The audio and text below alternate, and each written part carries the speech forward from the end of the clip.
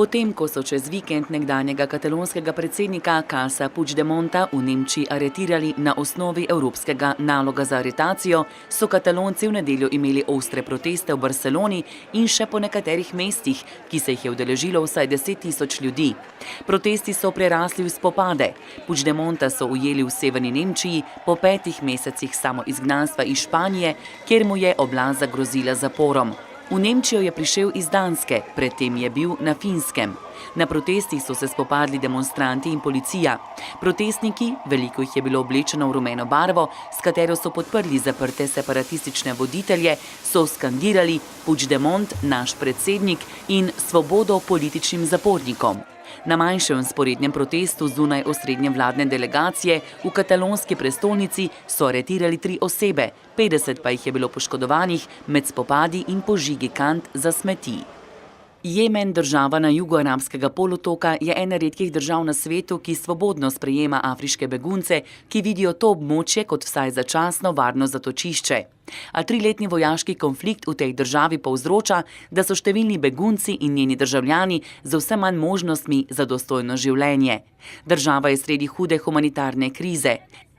Najnovejši podatki Visokega komisariata Združenih narodov za begunce kažejo, da vsaj 20 000 državljanov zaradi mnogih letalskih napadov išče možnosti za nastanitev v centrih za begunce, mnogi od njih spijo kar na ulicah, ob tem pa jim grozi mraz. Brez odej, brez ogrevanja, brez možnosti, da bi si pripravili topel obrok. Nekateri od njih so na cesti že vsaj 2 leti. Stalni koordinator Združenih narodov za humanitarne zadeve v Jemnu poudarja, da je beguncev že več milijonov. Zdravstveni organi pa opozarjajo, da se z zviševanjem temperatur razvijajo ugodne razmere za razvoj in širjenje nalezljivih bolezni. Začel se je vrhunec 17-letnega prizadevanja Kitajske za oblikovanje prvega azijskega naftnega standarda, ki naj bi zmanjšal odvisnost svetovnega uvoznika nafte od tradicionalnih mednarodnih meril in ji dal večjo moč pri oblikovanju cene surove nafte. Trgovanje s 15-terminskimi pogodbami za surovo nafto se je začelo danes ob 9. uri na mednarodni borzi za izmenjavo v Šangaju. Kitajski uradni začetek odraža oskrbo in povpraševanje nafte ter povpraševanje v azijsko-pacifiški regiji, kar bo državi dalo večjo cenovno moč na svetovnem naftnem trgu. Nove pogodbe bodo izkoristili za nadzor nad glavnimi svetovnimi merili. Strokovnjaki menijo, da bo kitajsko merilo lahko služilo kot boljši barometer pri trgovanju z vrednostmi nafte, ki jih večinoma porabijo lokalne rafinerije.